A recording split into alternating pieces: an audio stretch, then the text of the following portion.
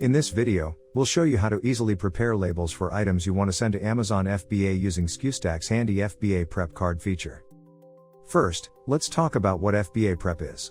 FBA stands for Fulfillment by Amazon, and in order to ship your products to Amazon, you need to prepare the labels that will go on top of the original barcode or UPC of your item. This is where FBA prep comes in. It allows you to scan the item's UPC, and then print the barcode that goes on top of the original barcode, making the whole process easy and hassle-free. Now, let's get into the tutorial. To use the FBA prep action, head over to the Fulfillment tab and scroll down to FBA prep.